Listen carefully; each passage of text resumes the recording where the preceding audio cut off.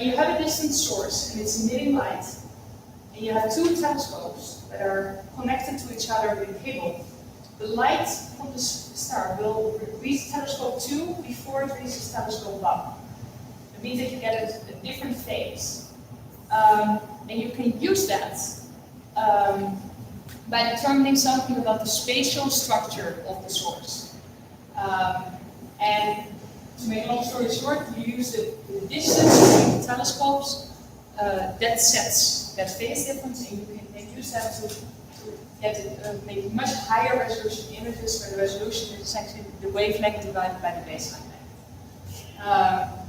So say you have one of these early interferometers, they have a distance of maybe 500 meter maximum between telescopes. You've got a typical resolution of around 0.3, 0.4 arcseconds. So this is starting to resolve the wavelength ranges. These are some of the first images, but these are all with the SMA. It's very bright, but so these are actually these transition discs with inner cavities. Obviously, they were very interesting to study first because there was already this hint that maybe a gap was missing, and now even with these early interferometers, we were able to resolve these inner gaps. Also, the first spatially resolved velocity maps were found. So, looking at the CO lines, it was possible to measure that on one side of the disk the lines were redshifted, on the other side because they were blue shifted. So you could already see the Keplerian motion of the disk. So these early interferometers, certainly in our perspective now, were somewhat limited. You shouldn't say this to older astronomers, I've heard, because they get very offended, but I can still call them these are old and limited. Because these interferometers didn't have that many antennas, so they had fairly low sensitivities. They could only observe the brightest disks.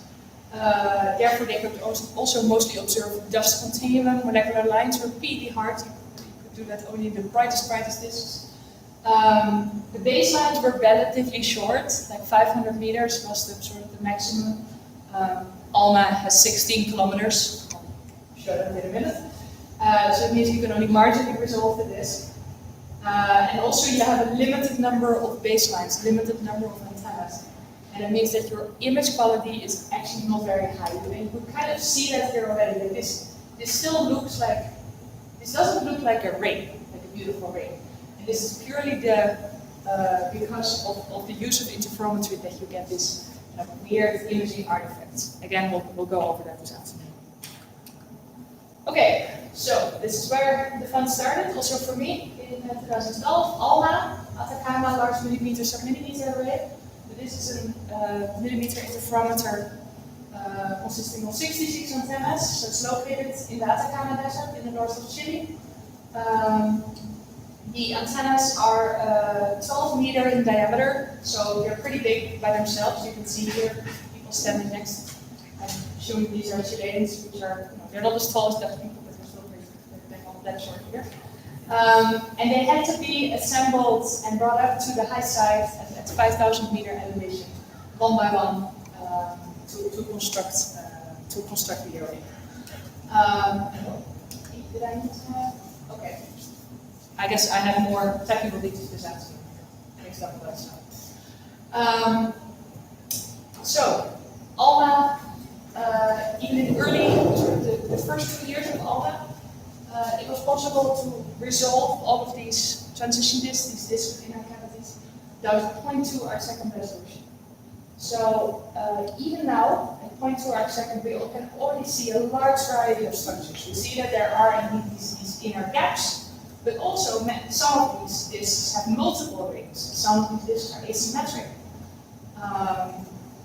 This got even better, like basically in later years with ALMA, when more of the antennas became available. We got to even higher angular resolution. And now suddenly many of these disks actually turn out to have multiple rings, or having a small asymmetry on one. Like there's a major ring and there's still a small asymmetry in there. So even just in a couple of years, ALMA improved its imaging capability a lot. This was a figure from a paper from 2 years ago. In particular, what's particularly interesting are these asymmetries.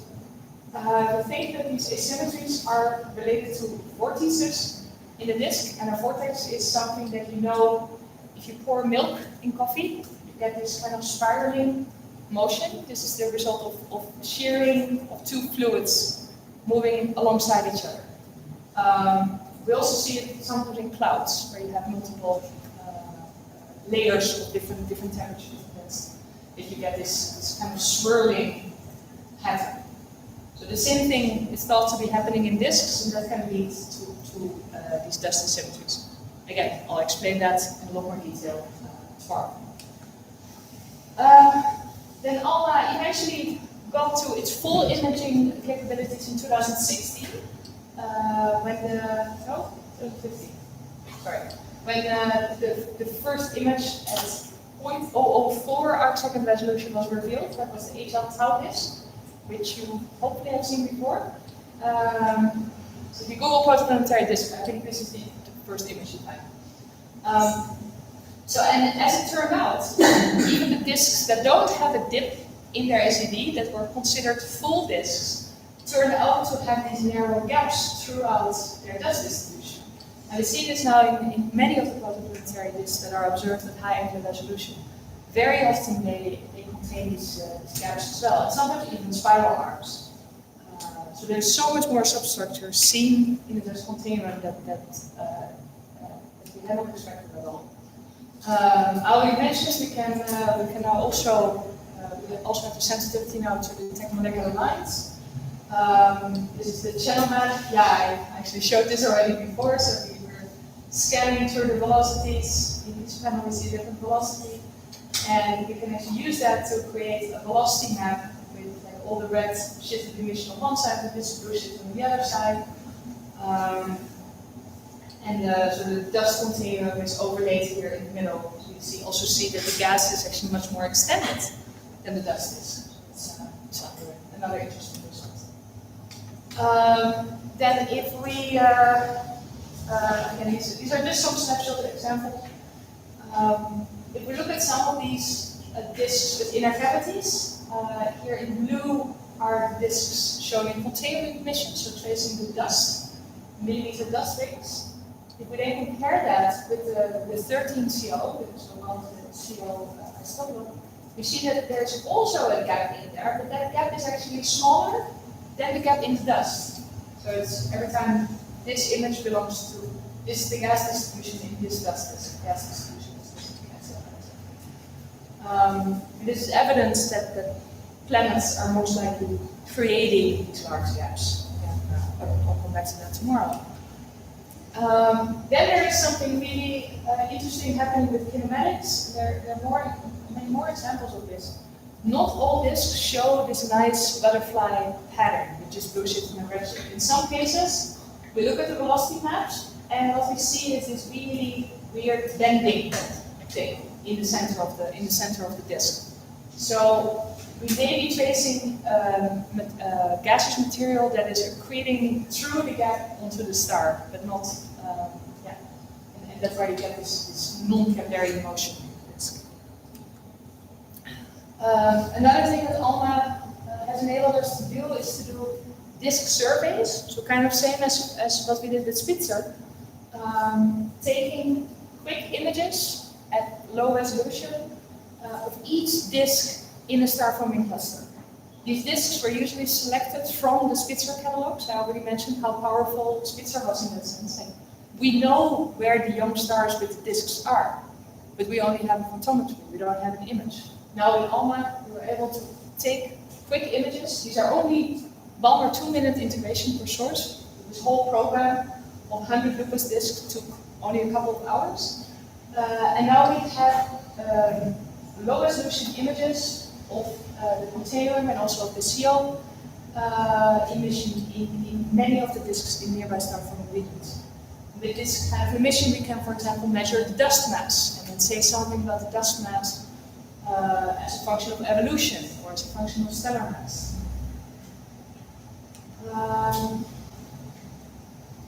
And so what do you think? What is the advantage of these surveys compared to Spitzer? Like what can we derive with this information that you couldn't do with Spitzer.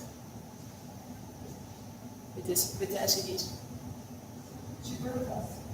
Hmm? They are cheaper and faster. Cheaper? I actually don't know. Alma was not cheap. In computational terms. Yes, that is probably true. Yeah. That's. And now I'm curious about that calculation, but I'll come back to you. You also have a wider range of wavelengths that you can cover, so you can use different configurations of the array. Yeah. Well, the different configurations only lead to different spatial resolutions. Yeah. So the wavelength range is actually it's all in the sub-millimeter. But indeed, we can observe it at essentially we can resolve the disk. That's the key. So in this case, this is 0.2 arcsecond. Most of this still look like unresolved blobs, but some of them are already resolved. Well, with Spitzer, we only had these photometric points. All we could do was have some general idea of the SED. We could say, is this an embedded disk or is this a protometric disk? Sorry, I have a question. Yes. In the bottom ones, you start to see that the background becomes very noisy. Is that an artifact from the construction, or is it noise from other sources? That's a really good question. It's actually both. So this gallery is actually sorted by decreasing flux. So this is the brightest source, and these are the faintest sources. So these are very close to the 3 sigma detection limit. And indeed, the effects of interferometry, if you get close to the noise level, you start to get more imaging artifacts because it becomes harder to determine like what is real disk emission and what is not. Yeah, so it's a very good point. Okay, another really interesting thing that we can do now with ALMA in terms of chemistry is that we can observe multiple different molecules. So CO was kind of possible before, but then only for the brightest disk. But now we can even look at molecules like N2H+. And N2H+ is a really interesting molecule because it can only form efficiently when CO molecules are frozen out onto the grains. So remember, the molecules are in the gas phase in the disk. But when you get far enough away from the star, the temperatures drop so much that they start to freeze out into the dust grains. So, and then CO gas is gone, N2H+ can form much more efficiently. And we've actually seen that now in observations, and there's also one of the papers that you guys can study is about this topic, that the CO emission is essentially peaking together with the continuum, but the N2H+ is showing a ring, and it's completely lacking where the CO brightness is high. So we're literally tracing the CO snow line, tracing where the CO is frozen out, because that's where the N2H+ can form. Okay. Well, other than ALMA, there have been some other revolutions in protoplanetary disk studies in terms of resolved imaging. One of them is near infrared imaging or scattered light imaging. I've already used that term a couple of times. Scattered light is sensitive to the surface layers of the disk, where the millimeter emission comes from the mid plane. What's interesting is that this technique, scattered light imaging, near-infrared imaging, can also be used to detect protoplanets. At least that's what we hoped. That we will be able to detect the planets inside the protoplanets inside these gaps. But even if we don't detect the planets, we can still detect the emission from the small dust grains in the surface of the disk. Difficulty of this kind of imaging is that you need an adaptive optic system. So someone who doesn't know what an adaptive optic system is.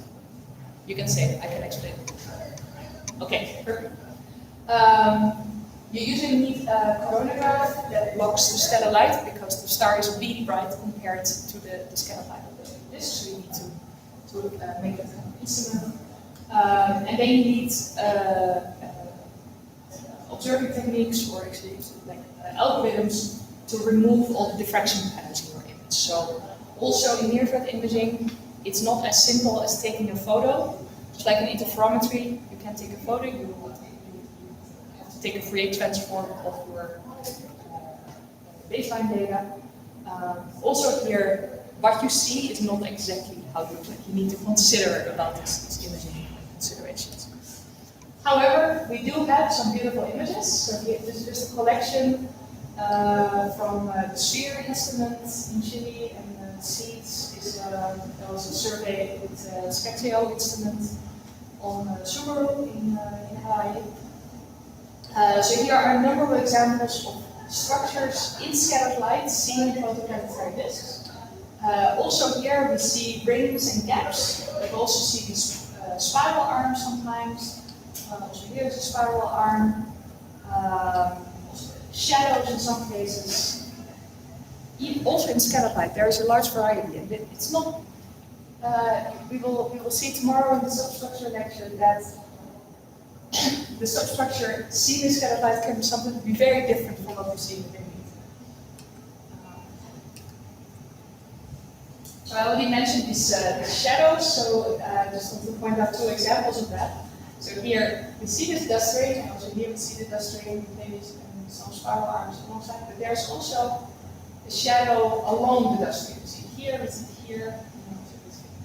And this was first interpreted by Sebastian Marino, who thought like, hey, what if you have this outer dust ring, but you have an inner dusty disk as well, in between, and that inner disk is tilted with respect to the outer disk. That would result in a shadow exactly at these locations, or a misalignment between the inner and outer disk. Just another, so something to keep in mind though, if we're looking at these really beautiful ALMA disk images, the solar system is much smaller than these typical protoplanetary disks. I already mentioned in the very beginning when we're talking about exoplanets.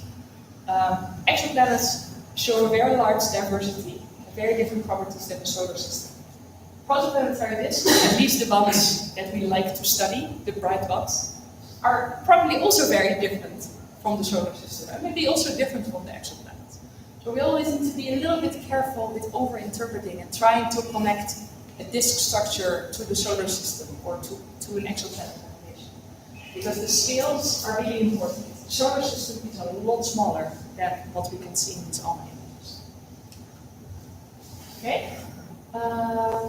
We have, okay, I'll do this in 15 minutes. So before, so at the end of this lecture, I just want to talk a little bit about processes in this, physical processes. This is a side view where we already see a couple of them. So in the disk we have dust growth, so particles coagulate, stick together, and then actually get transported through the disk. We have accretion onto the star, but also photoevaporation, so the radiation from the star heats up the gas and moves it. We have a whole bunch of dynamics and instabilities. If a planet is formed, we have planet-disk interaction, and finally we have chemistry.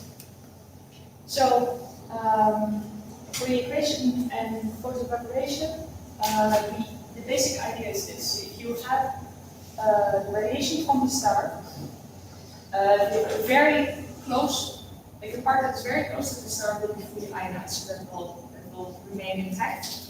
But as soon as you are beyond that radius, which is just like 1 or 2 AU, the surface layers of the disk will heat so much that since their velocity exceeds the escape velocity, so they get lifted off from the surface. However, material is also being accreted into the star, and the only way to maintain such a system is if material is continuously transported inwards. So even though the star is continuously, heating up material, blowing it away, it gets replenished instantly because it also continues to accrete onto the star. So there's this continuous balance between accretion and photoevaporation until, of course, the disk starts to run out of material, when it can no longer replenish, and then you quickly dissipate the disk. But this is the idea of this dissipation. If we look at typical accretion rates in young stars, and again this is a bit of an old result, the accretion rates appear to be a little bit lower, and also the fraction of accreting stars appears to be a little bit lower if we go to the older clusters. So this tells us that, yeah, eventually young stars are done accreting, and then they must disappear. There have been some modeling efforts on essentially this dissipation of the disk. So remember, we have this surface density as a function of radius. Starting with this surface density that starts to slowly remove material because of all the accretion onto the star.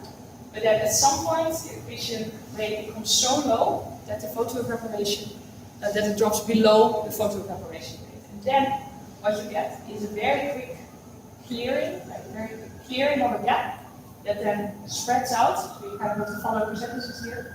So you create this large gap and then you clear the whole disk very quickly. So this is the general picture of this distribution. Okay, I guess here I messed up with the order, sorry about that. So this is the dust growth.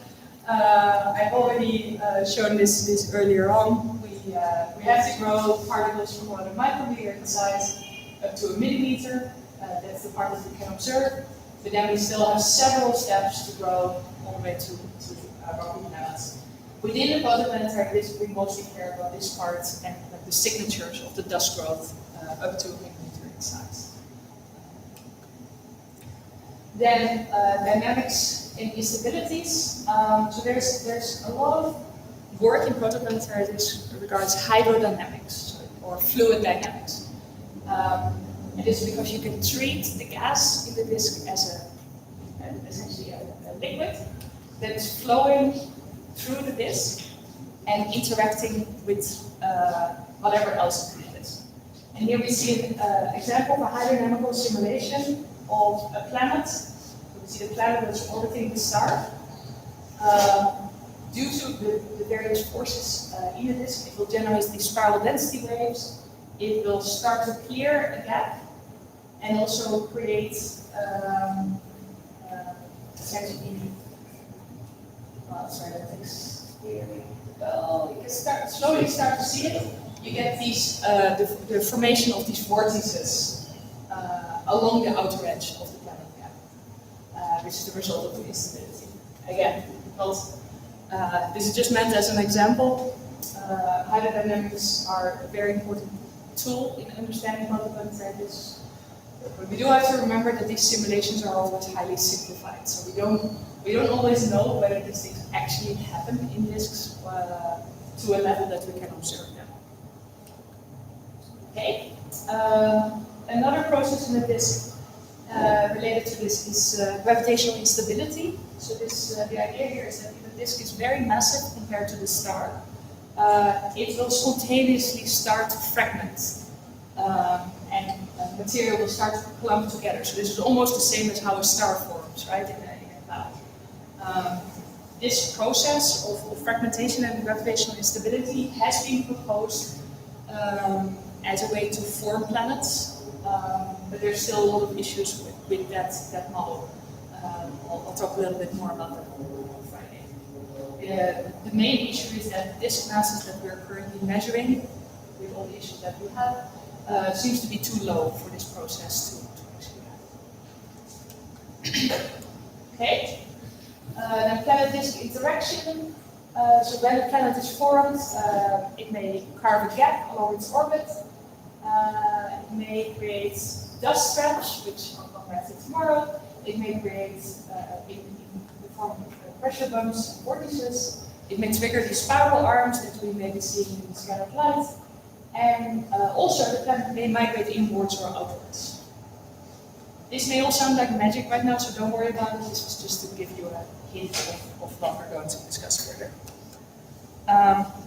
Then the good news is, with all these observations of gaps, we do actually now have 2 disks where protoplanets have been firmly detected. One is PDS 70, where 2 planets were found, The other is ABOEA, where well, planet was found. Here. This planet is probably surrounded still by a certain planetary disk, or some essentially material still accreting onto the star. But in both cases, it's the planets itself are bound to the system. They're found to be moving along the right orbit. They're found consistently in multiple observations that take many years. So these protoplanets are thought to be robust. So that's really good. It means that whatever we're doing in protoplanetary disks, at least in 2 systems, protoplanets are there, and we can actually trust that, planets form during the stage that we're observing, or maybe a little bit before.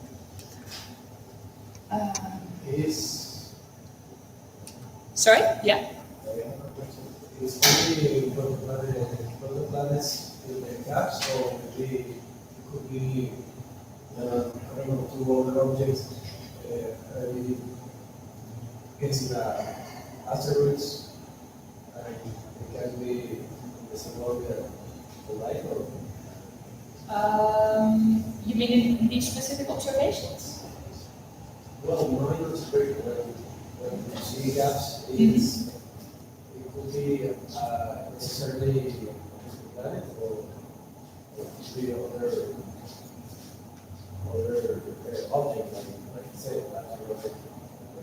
Yeah, so these specific protoplanets, so for these ones, we also have accretion signatures at these specific locations. So whatever it is, there is a blob of mass that is also accreting material. In the same orbit, at the same location. And also we've seen we even have found certain planetary disks with ALMA at these locations. Also these I'm going to talk more about tomorrow. So. Okay, then finally, just a bit more about the chemistry. I already mentioned this one cool result of the N2H+, but a bit more general. Chemistry can be really useful in this because we can think of the study of molecules that eventually lead to the formation of life. But more generally, chemistry can, or molecular tracers can also be used to find out more about the local conditions, so the density, the temperature, the radiation fields, the ionization, etc. So chemistry in protoplanetary disk studies are usually a tracer of physical conditions, and that's how you should think of it. So you don't have to be good at chemistry in the way that we think of chemistry here on Earth, because honestly, chemistry in space is pretty simple. But the interpretation of molecular lines can be very challenging in itself. And basically, what the emission tells us about the imbalances. I already mentioned in the disk we have large gradients in temperature, density, and radiation fields throughout the disk. We see that here. So these are modeling, essentially disk models of a physical structure in the disk, looking at it from the side. So this is the Z over R, that's the vertical height, and this is again the radius. So the dust temperature gets colder, they get further away from the start. But also, it is colder in the midplane than in the surface layers. And we see a similar effect in the gas temperature. But the gas temperature is actually higher than the dust temperature as well, because there are additional heating mechanisms for the gas. And also the density profile is, essentially the density gets smaller, gets lower if you go further out. But also you have a gradient in the vertical direction where the density in the midplane is higher than in the surface layers. And all of these gradients in temperature and density you need to take into account when you measure an emission line of a molecule and you want to figure out where it comes from. You need to think about the fact that you have all these different conditions. Then if you want to interpret a molecule or essentially model the chemical structure in the disk, you need to use a chemical network. So essentially how molecules react with each other, forming different molecules. The network quickly contains thousands of reactions. And finally, the line emission is weaker than continuum emission, so there's always some limitations. then in terms of the, so this is just one example of a molecule that we think is very, like, it was originally thought to be very simple, the CO, second most abundant molecule. The CO itself is only present in molecular form in this layer. So again, we have the height as a function of the radius. Here, CO is present in gas form. In the surface layer of the disk, CO is photon-associated. So the radiation of the star essentially breaks up the CO molecule into carbon and oxygen and ionized versions of that. In the outer parts of the disk and in the midplane, the CO will freeze out onto the dust grains because the temperatures become too low. So this is why whenever we measure CO emission, we need to consider that it originates from this layer and not from the entire disk. I already mentioned this N2H plus CO in an earlier slide. So this is an interesting tracer of the N2H plus molecule can be used to see where the CO snow line is, so what the temperature structure is into this. But snow lines have always been considered as a really interesting location in the disk because of this idea that, yeah, if molecules start to freeze out and they form icy layers on the dust grains, those dust grains become stickier and are more likely to clump together. So in that way, it's been proposed that maybe this is how you get these gap structures. Even in the solar system, we see we for a long time we used the snowline story as a way to explain the locations of the planets, because Jupiter is located just outside the other snowline. So essentially, Jupiter, for the longest time, the story was Jupiter could only have formed because the dust grains over there are stickier, so it could grow all the way to a giant planet. Now we know that this is not true because we have all these other exoplanet systems. But for the longest time, this was the key. This was the main story that we had of planet formation. Okay. So, as a couple of final remarks just of the opening lecture. Obviously, I have many more final remarks throughout the week. These structures are more complex than previously thought. There is not just a smooth disk and a disk with an inner cavity, but many other types of structures. Structures may help to solve some of the issues, some of the questions that we have, but as usual in science, they will also raise many more questions. And while planet formation itself remains poorly understood, this can help to constrain at least some of the conditions and environments where planets form or have been formed. So that's it what I had for this morning.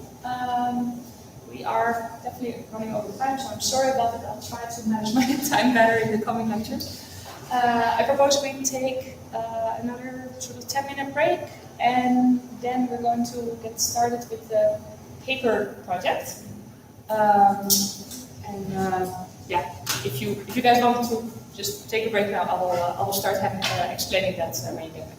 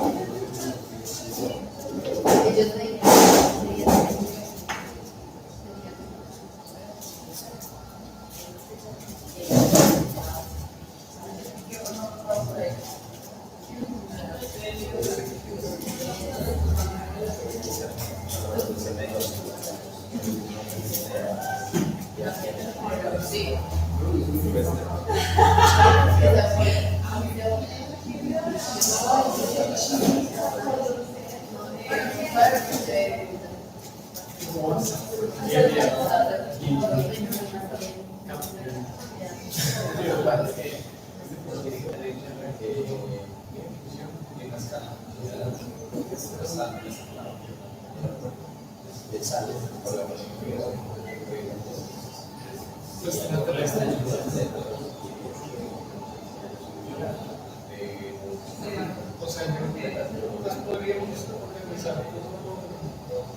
sea, pues podríamos organizar hoy mañana.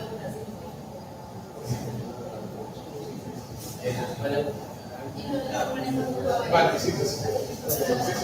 Yo creo que las personas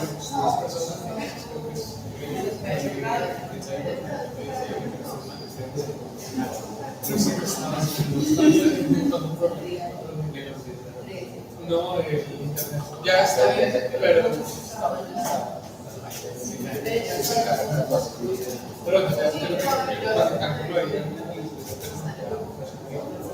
pero sí, por si acaso. Y no, y me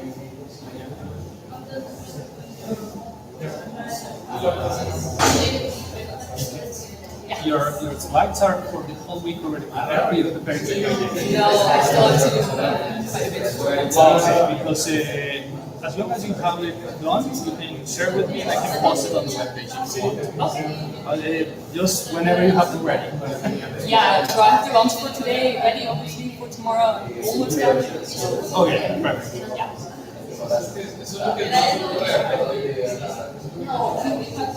Yeah, I don't know if it's helpful if I email them in the evening. I can also just do it in the morning. Or if you have a PDF. Just PDF, right? sí, no, o sea, eso solo se puede empezar. Ya habías empezado y lo más probable es que si sale por ese lado, te tengo que ver materias varios meses antes de poder abrir y escoger el lado. Sí. O sea, pues Eso sí, y me tenía tiempo después de que iba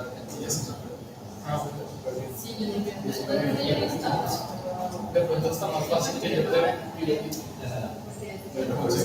como están las capacidades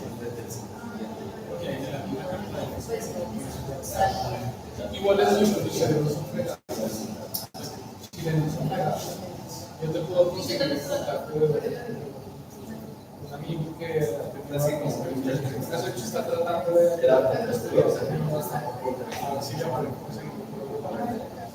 si le puede comenzar a parar. ¿Qué dice? es mucha distancia. No sé qué papeles nos dan. Pero sí, es como investigación, traducciones, pero me faltan todas las definiciones. No, pero eso ya están subidas al sistema, confirmadas las preguntas.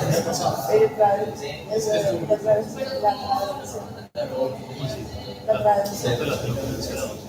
La universidad hace traducción. No, me tocó hablarla. No sé cómo negociar, como si decirles, no, es parte de días más del deadline, es como la Le dice que el deadline es un para Wisconsin, no, lo que haces es mandarlas en español, bajar la página que viene enfrente de la universidad. Le decís que estás en una traducción, pero le haces una traducción. Dejarías una copia, pues, como un documento para lo que diga línea por línea, lo que dice el otro. Le decís que estás haciendo la oficial. ¿Cuál es el deadline?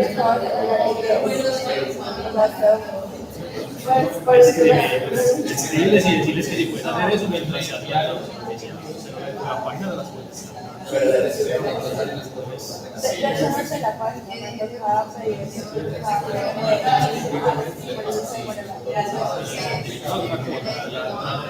Las notas todas.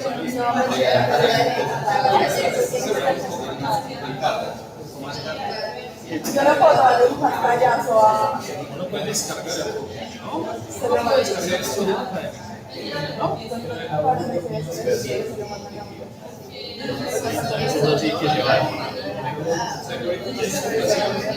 Sí, yo le pregunto a Felipe que suponiendo que todos estén males, que ya no estén males confirmados, cuando pueda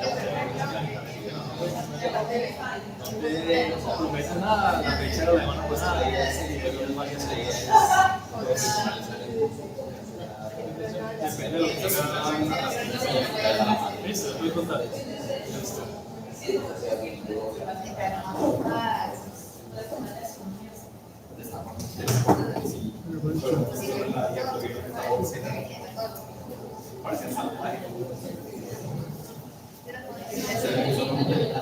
So, are we setting up teams of 2, 3? Yes, 2. So some of the students won't be able to stay throughout the whole week. Oh, okay. So they'll be here in person for a couple of days, and then they'll look at the lectures online later. So some students work. They only gave them. They can only be here for 2 or 3 days. So in some cases we can have. Yeah, so maybe we can have groups of 3. So the ones who can't stay throughout, they can support the other 2. Yeah, And they I think won't it's be- still useful to discuss Yeah. the paper together, Exactly. and then the other 2 can. Yeah. Yeah. I mean, you can even have a group of 2, as long as one of the 2 is. I will mention that. I think the idea is that one of the two, if they are in pairs, one of the two is not working. Yeah, There are but- 3. There are 2 that work together, and one that is, if it's working, it won't be here. Won't be Yeah. discussing. It's just supporting. Yeah, exactly. It I will mean, be. yeah, my idea was actually that, one will do the paper presentation, the other one will do the project. But then, yeah, I don't know how many people this. We have 17. That 2 that I know of. There are 2. Okay. And there are 17 people here. 17. Okay. Yeah, I counted 17. No, 16. Sorry, 16. I think Then we there's- can. I'll make the someone else. 16 here right now. Okay. Oh, but there are people online who want to make one of them. How many they Yeah, some of them are online. I don't know. Not a No, lot. but Or- don't think that the people that is online will be here in person. Maybe some people that wanted to come from other cities, they couldn't, and they are following online. So they won't be here. Yeah. I mean, because like I said, I thought like 28. So I thought maybe it would drop down to like 22, but you can always do individuals. If You have 14 projects, right? I have 14 projects, but I have 25 papers. So Okay. yeah. So the paper can be. For the papers can be individual. Yes. Let's just Yeah, do but it's that. nicer for them to work together. I agree. But if we don't have enough people, I mean, we don't have to do all the projects. oh, that's really, yeah. I think for the project you should definitely work together because It's it easier. really involves. But for reading, I think it's how they would do it. Okay. If that's No, that's fine. I don't know what is common here also. Yeah. No, there is no common here. There is no common. Okay. So I This can, is I can Colombia. decide what is common. This is Colombia. This is everything but common. Okay. No, that's fine.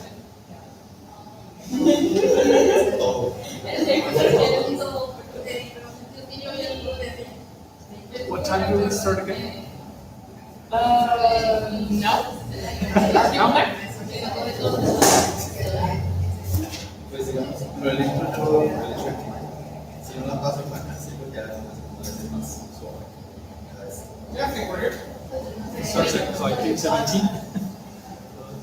Okay.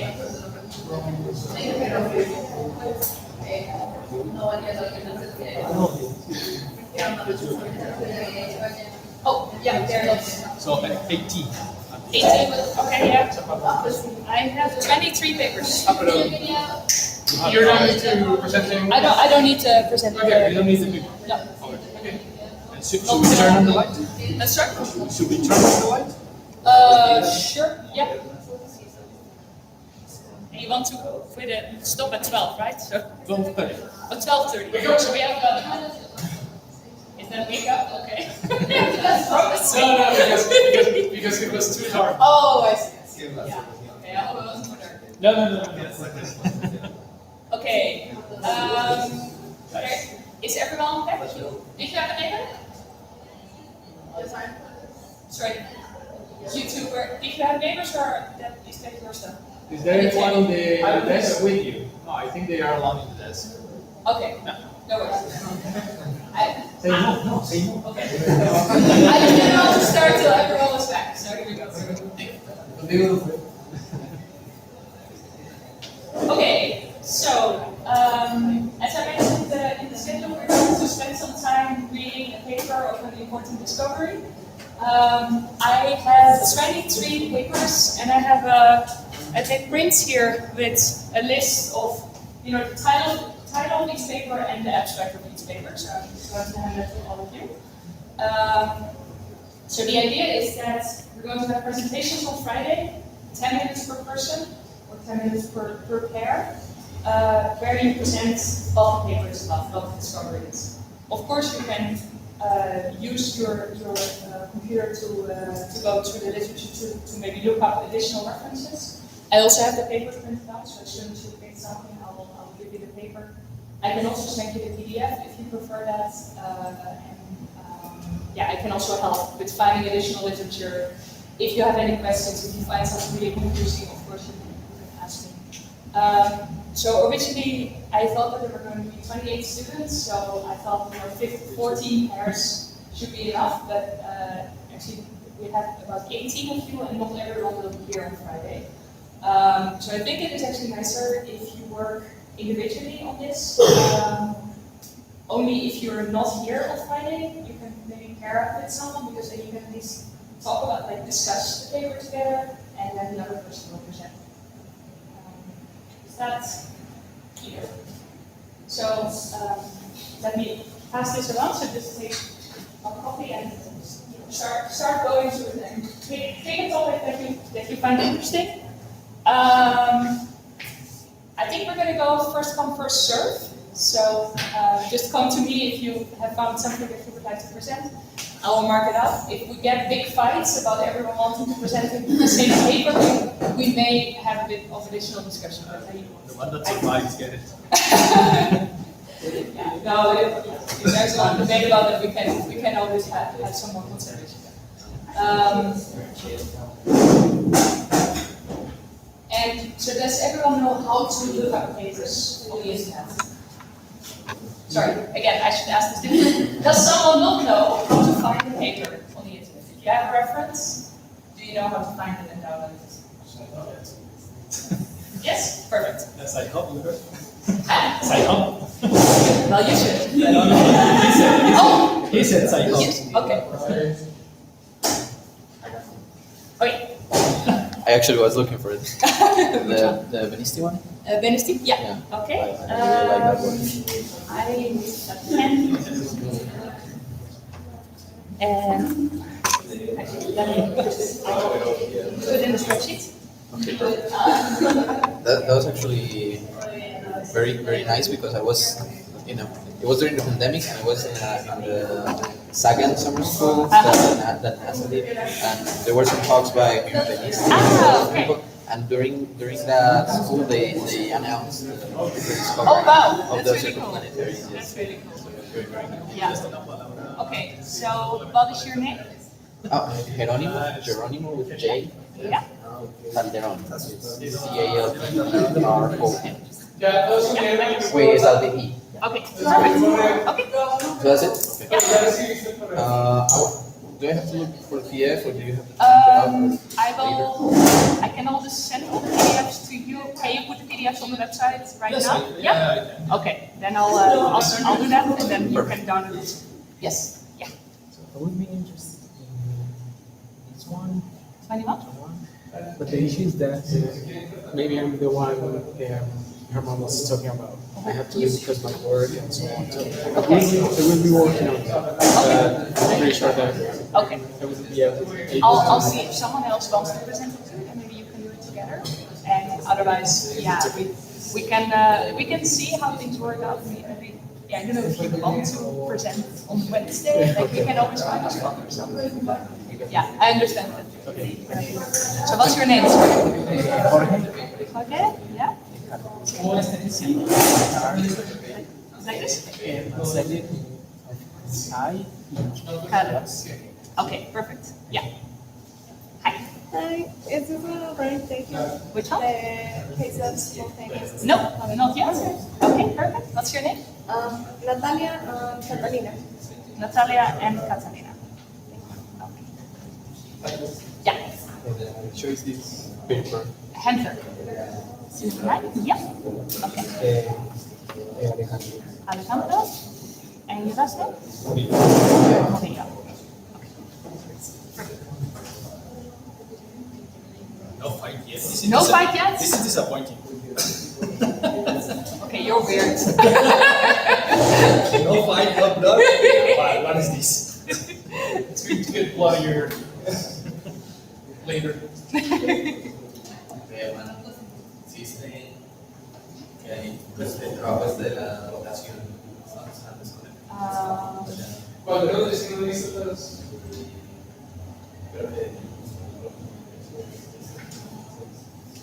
Ah, sí, de las sombras. Sí, sí, sí.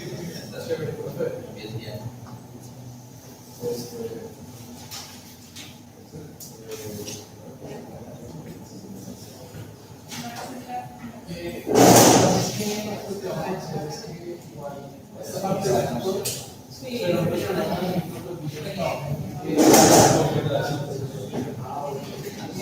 Hi. Yes.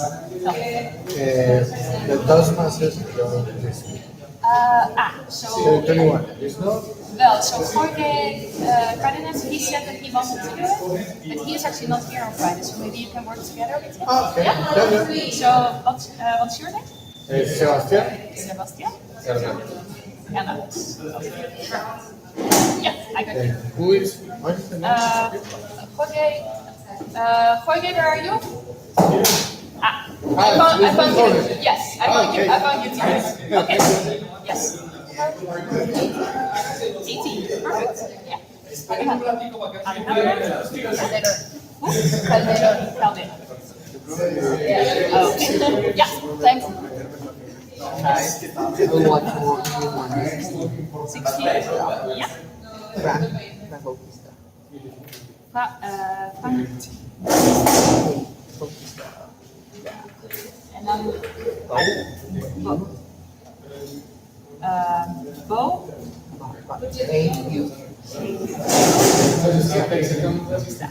Like this? Okay, perfect. Yes.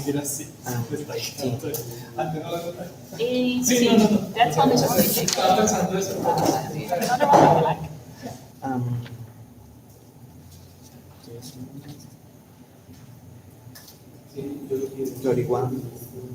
Uh, 21? It's also taken, sorry.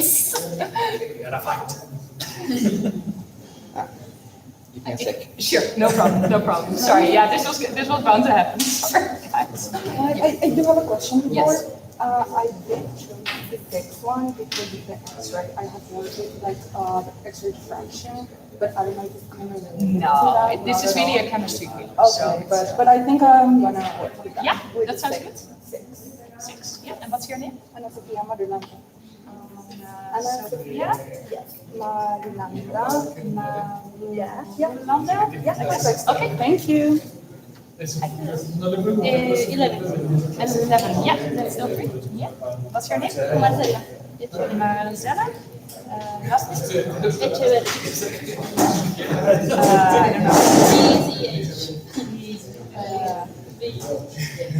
I will find you on the list. Marcela. Okay. Yeah, I'll find you. Okay. Yeah. Sí, pareja. Que con Oh, you want to do it together? Okay. And what's your name? Melkin. MLEOLKYN. YN. Okay. Yeah. Thank you. Good luck. 20. Yes. What's your name? Ximena. With X. Ximena? With X. Oh, yeah. I heard that. Cano. Cano? With C. And maybe with Lina. Lina Hidalgo. Lina Fernanda? Yes. Okay. Thank you. Okay. Hi. I don't think I can make it here to Friday, Oh, okay. but I would like to work with this. Number 9? Yes, the evolution of okay. this. So there's Alejandro Murillo, he is also wanted to do that one, so maybe you can work together. Oh yeah, who is who? Alejandro Murillo? Alejandro. Alejandro? Yeah, okay, I found you a teammate. Is that okay? No, what? No, he's not here on Friday, so. What's your name? If you want. No, but you're not here on Friday, so I think. Santiago Sierra. Tú ahí podrías llevar a Nienke a enseñarle a No, Sierra. Oh, Sierra, yeah. Sí. Okay. O sea que, sí, pues ella está en el IBIS. Perfect, yeah. Go ahead. Industrial. 16. Also taken. Oh, shit. So, 9. 9. Also taken. No. Can ¿Hiciste reserva para mañana? Sí. Dime cuál es el pecado. Y que What is it that you're interested in? Like the dust substructure? Because then CA number 5 is also a good one. No, es que ayer lo fuimos a recoger con María. Or Yo creo que quieren C7? O sea, yo pregunté que no es lo que arreglo. No, pero bueno. Sí, siempre la idea fue. No, pues pensaría que íbamos a terminar allá en 15 minutos.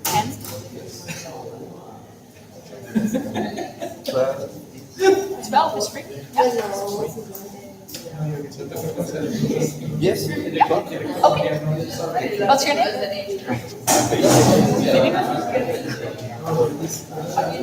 Okay.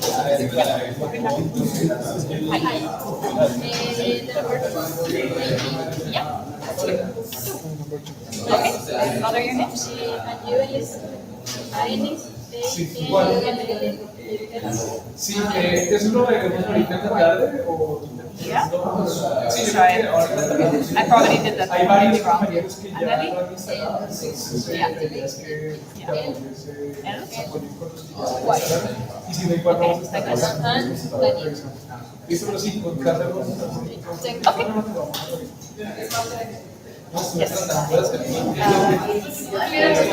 Que resulta que yo Number 1? It's already taken. bastante de trabajo he hecho, pero It's also taken. 22. 22 is free. Y todo lo que he hecho What's your name? entonces yo pensaba como siempre recoger unas máquinas y para siguiente día no viene con interfaz, o sea, sí,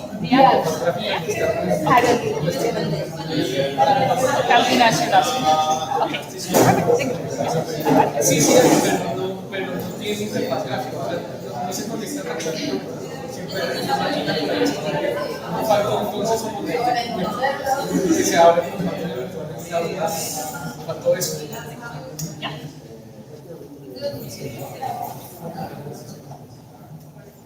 Okay.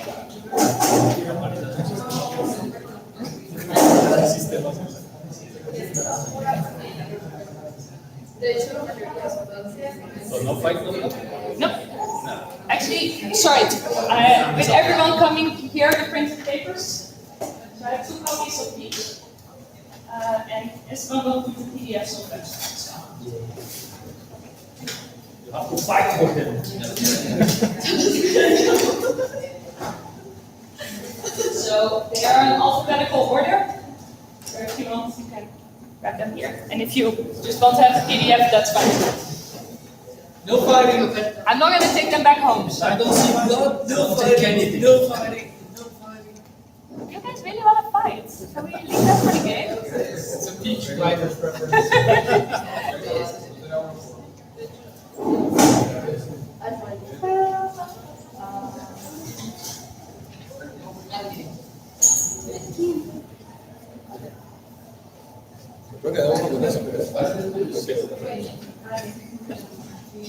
Si no le preguntas a él. He's asking if he can keep it. Yes, you can keep it. And whatever is left over, you can take as well, because I'm not going to take it back home. You have to take it to Santa Marta. Why? To read in the Educate beach. people there? To read in the beach. To teach the people that is on the beach that day. I'm afraid I've read all these papers already. Do you mind sharing the Google Sheets or Excel sheets Yeah. with us? Okay, so the internet's really slow. I'm going to do this on my hard.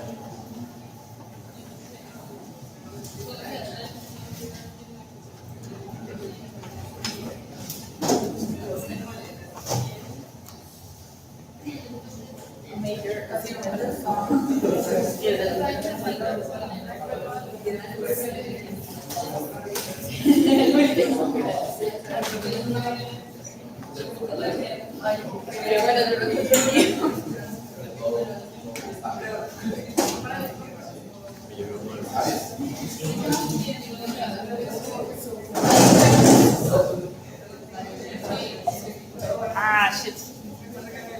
That's true. I had to.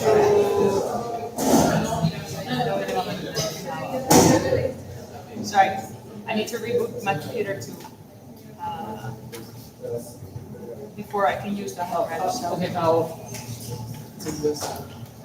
Yes. Just Yeah. Do you happen to have used these things? yes, I do. Yeah, the problem is that it's like NTFS. So I installed some software, but I forgot that.